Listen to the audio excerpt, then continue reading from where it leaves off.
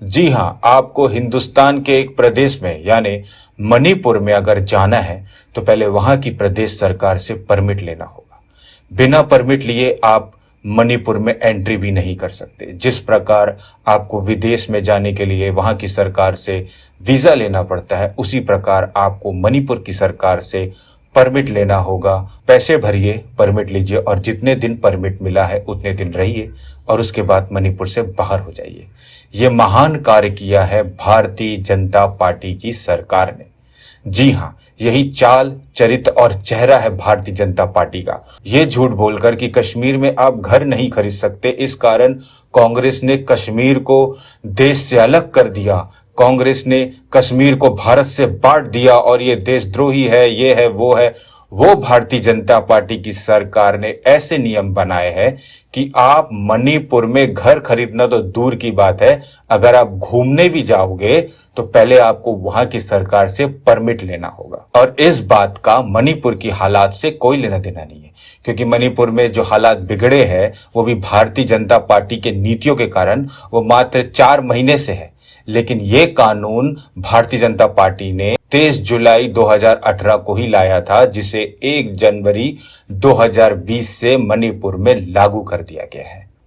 और इस बात की महानता बताते हुए अमित शाह ने संसद भवन में कहा कि उन्होंने महान काम किया है मणिपुर की रक्षा के लिए। और ये जो परमिट वाला कानून बनाया है मोदी जी ने, ये मणिपुर के लोगों की रक्षा के लिए, मणिपुर की संस्कृति, सभ्यता, भाषा, वहां की राजनीतिक रिप्रेजेंटेशन की रक्षा के लिए किया है। राज्यों की भावना को ध्यान में रखकर मणिपुर को हम इनर लाइन परमिट की सिस्टम के अंदर ला रहे हैं।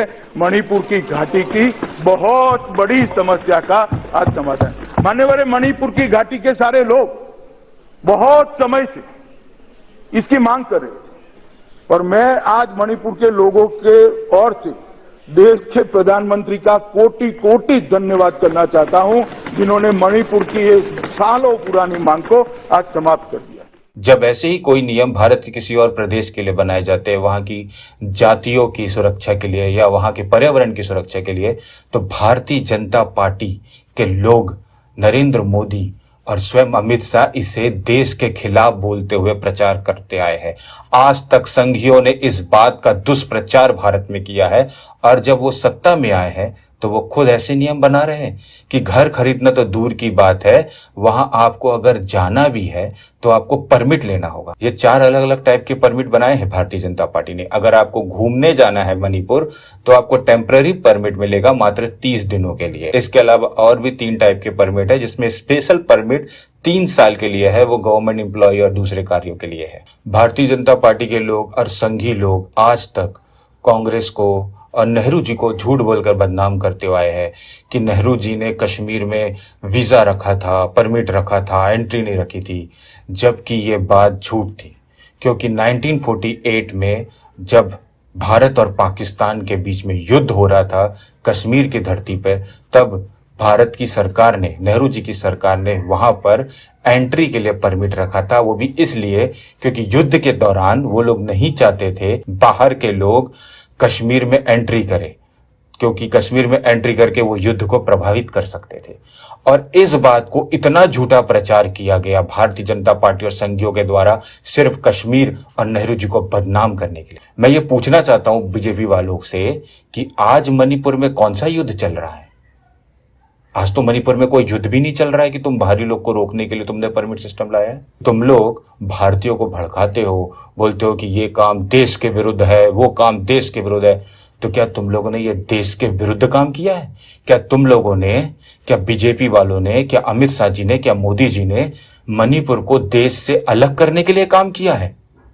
मतलब जब तुम लोग सत्ता में आते हो तो तुम लोग यही काम करते हो और करने के बाद देश की जनता को ये बोलते हो कि ये तो तुमने वहां के लोगों की रक्षा के लिए किया है, वहां की संस्कृति और पर्यावरण की रक्षा के लिए किया है। लेकिन अगर ऐसे ही काम कभी और हुआ हो तो उसे तुम लोग देश के खिलाफ गद्दारी बताते हो। सिर्फ चंद वोटों के लिए तुम लोग हिंदुस्तान में आग लगाते हो, हिंदू मुस्लिम करके लोगों को बांटते हो, लोगों के दिन में जहर भरते हो, और जब सत्ता में आते हो तो उससे भी बड़े कदम खुद उठाते हो। 35 साल तक मान्यवर किसी को चिंता ही नहीं हुई।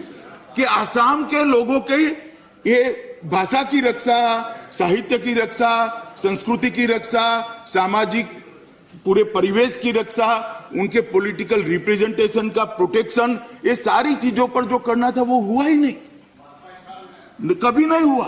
अब मैं नरेंद्र मोदी जी से और अमित शाह जी से ये पूछना चाहता हूं कि मणिपुर में जो परमिट सिस्टम लाया गया है, क्या वो मणिपुर को भारत से अलग करने के लिए लाया गया है? और आपकी इन्हीं नीतियों के कारण पिछले 4 महीनों से मणिपुर आग में जल रहा है। मैं हर संघियों से और बीजेपी वालों से यह पूछना चाहता हूं कि भारतीय जनता पार्टी की सरकार ने 1 जनवरी 2020 से मणिपुर में जो परमिट सिस्टम लागू किया है, क्या वो सही है? वो क्या सोचते हैं इस बारे में? और देश की जनता से बोलना चाहता हूं कि अभी भी समय है, जाग जाइए, वरना ये लोग चंद उद्योगपतियों के लिए काम करेंगे और आपका भविष्य और देश का भविष्य बर्बाद कर देंगे।